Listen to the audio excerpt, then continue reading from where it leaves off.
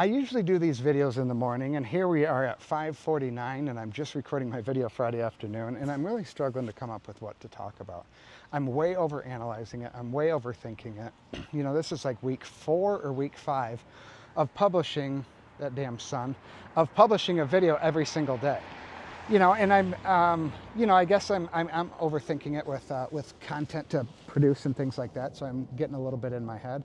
I'm going to sit down so I don't get the sun on my back. And it was funny. I was sitting on the couch and I was talking to my daughter, and I was like, yeah, I was telling her I'm struggling with YouTube video ideas, and she said, "Why do you do YouTube videos? Why don't you tell them that?" She said, "What? When did you get started?" And I thought, you know what, Ava? She's 11. I said, that's a damn good idea. So I earned my first digital dollar in October of 2011 during Obama's first term in office. I've talked about that before on this channel. It's a $25 commission from HostGator, an affiliate commission. It was still to this day, it's the most impactful dollar I've ever earned because it showed that it was possible to make money online. That was number one. But number two, it was possible that I could make money online, and it gave me proof that I could do it, and it gave me that confidence that I could do it. You know, and so that was the most impactful dollar I've ever earned. And so I create these YouTube videos, and I've created content on social media for a decade now, and I truly do enjoy it. I know a lot of people don't like creating content or despise it, and oh, I'm just going to run ads. Like, I really like creating content. Like, I couldn't stop if I tried. I don't know, I truly enjoy it. You know, I have a lot of fun sharing my story, sharing lessons learned, mistakes made, things like that. Being vulnerable and sharing like fuck-ups that I've done and embarrassments and being ashamed, and it doesn't bother me.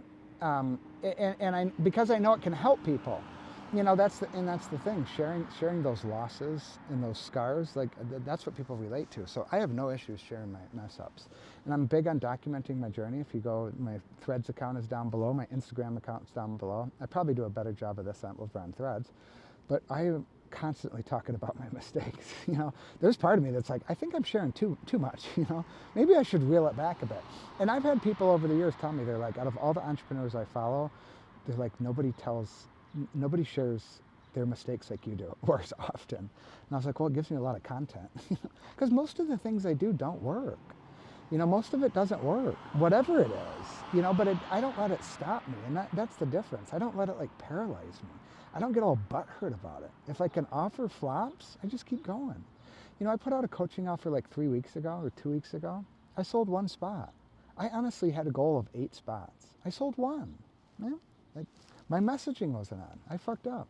You know, I opened the same coaching program in January. I sold it out in 8 days. You know, and I took that and I reworded the messaging a bit. And obviously I made the wrong fixes. So I should probably go back to what I said in January. You know, it's like, if it ain't broke, don't fix it. I should have just used the same thing I did. So when I sell coaching, I use a Google document. It's like a 3 or 4 page document with everything that's included in the coaching and all that. You know, I don't do sales calls and all that. And so I probably shouldn't have tweaked the Google Doc from January, because the one in January worked. The one in June did not work. You know, so I didn't get butthurt over it. It's like, all right, that's on me. Like, my messaging was off, the offer was off, the pricing was off, the angle was off, the whatever. Like, I screwed up, back to the drawing board. You know, and I've launched probably 10 or 12 offers since July 1st of last year, and I only currently sell 2.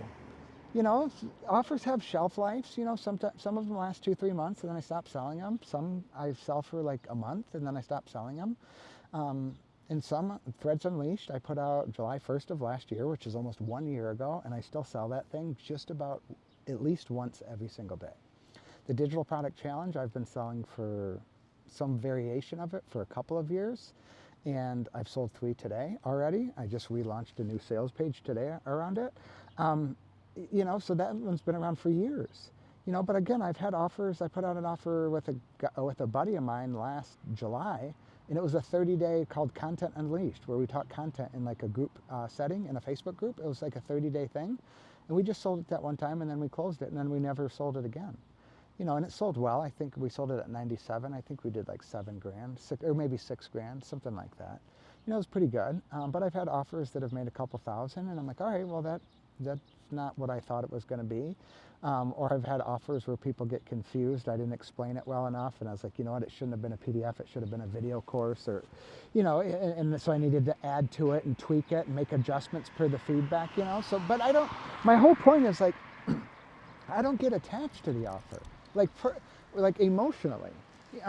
Now the digital product challenge, I am a little bit attached to it. Like that's the one product I'm so proud of, because I've helped 107 people launch a digital product. That's really fucking cool. Like I'm really proud of that, and I have it all documented. I have a spreadsheet called the Wall of Fame, and it's got all their names, it's got links to all their ebooks and trainings and that. That's really fucking cool. And then Threads Unleashed, I probably have over a dozen, I probably have 24 testimonials from people saying Threads Unleashed helped them earn their first dollar online. And I have probably over a dozen testimonials of people saying Threads Unleashed gave me the permission and the confidence to show up as myself online. That was my favorite feedback from Threads Unleashed. That was not the intention. The intention was to grow on Threads. But a lot of the feedback, people said it gave them confidence to be who they are. They didn't have to color inside the box, That feedback was awesome. So those two products I probably am a little bit more emotionally attached, But the lesson here is like if an offer flops or doesn't do what you expect, I don't mean give up on it after like a week. I'm not saying that. Give it an honest effort. If it doesn't work, try the next one. Over the last decade plus, I'm not kidding, I bet you I've launched 50 offers. And Threads Unleashed last year, well, I had a really good one in 2016 too. But Threads Unleashed was probably like my 30th or 40th offer that I've launched, and that one changed my life.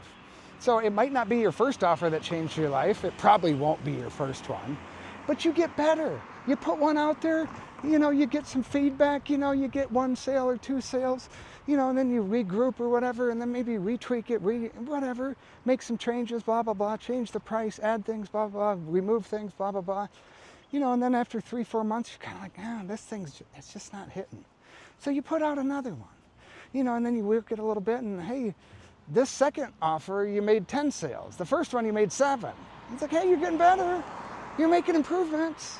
And then the third one you put out there, and all of a sudden you get 27 sales on the launch, and you're like, holy shit, this thing's working. This thing's working. And then all of a sudden this thing starts taking off on you, getting better and better and better, But it might not be that first offer. It's very likely not going to be that first one, to be completely honest. It's probably not going to be the first 5, to be completely honest.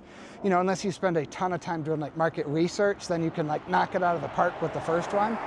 But I find most people, they're not going to spend the time nor the energy to put in what it takes like for market research. But if you're launching these little digital products like this, like throwing them out there, get it out there. Just get the damn thing out there, get some feedback. You're going to make mistakes, you're going to fail. I fail all the fucking time. And so many people are so paralyzed by failure. Like if they knew how much I failed on a daily, I fail 90% of the things that I do. I just double down on the 10%, But the difference is I don't let it slow me down. I used to sit back and suck my thumb in the corner and cry like a little bitch for fucking 6 months. But now it's like, wait a second, this failure does it. It's like you get thick skin. Each failure you get thicker skin. And then you realize nobody gives a shit. Nobody's watching as closely as I thought they were. And I think the only way to learn that is to go through the fire. Is to put out an offer, do the thing, put out the content. And you learn through repetition that nobody cares. Nobody's watching as closely as they think. And with each piece of content, each offer, you're getting better. You're getting a little bit better. Like with anything. Kissing a girl, riding a bike, it's the same damn thing. Freshman year in high school, I kissed a girl, our noses hit, I bit her lip. I thought she was going to tell the whole goddamn school. I thought I was going to die a lonely man with no kids. I thought every girl in the world was going to, oh, Adam doesn't kiss well, his nose will hit your nose or he'll bite your tongue. And I kissed her again, and I was a little bit better that second time. And then I got a little bit better that third time. And I would like to say after probably thousands of kisses over the years, I've got halfway decent at it. But just like riding a bike, I crashed into those damn bushes. Man, I crashed into those bushes a lot. I remember I would ride a bike, I had elbow pads, I had shin pads, I had knee pads, I had a helmet, and I had wrist guards from the rollerblades. I mean, I could barely move my arms or legs because I had so much padding. And then one day I just started pedaling and I finally didn't crash into the bush. So it's the same thing with putting out content. It's the same thing with recording YouTube videos. It's the same thing with putting out offers, whatever it is. Your first one's gonna suck. Your second one's gonna suck a little bit less than the first one. Your third one's gonna suck a little bit less than the second one, and on and on and on and on it goes. And like I just said, I've put out a lot of offers this last year, and I just put out a coaching offer and it bombed. I still bomb. I don't give a shit. Like, it didn't slow me down at all. I was like, oh shoot, I fucked up there, you know? But everything happens for a reason. So don't get too caught up in it. You know, the whole failure thing, people really paralyze themselves over it. And it just doesn't matter. It really doesn't matter. It's so like rooted in pride and ego, especially for us men. But it just doesn't matter. People aren't watching you as closely as you think they are. So anyways, I'm gonna wrap this up. I earn a living selling silly little PDFs on the internet. If you want to learn more, hit that subscribe button. If you have questions about selling PDFs online, drop a comment right down below. I'll do my absolute best to answer that for you. And then also this video right here, I recorded, I don't know, it was a couple weeks ago, $540 a day on average is what I earn selling little PDFs on the internet. I break it all down in that video. It's got dozens and maybe over 100 comments. People really enjoying it. So check that video out. It I might be a bit biased, but it is better than Netflix and chill.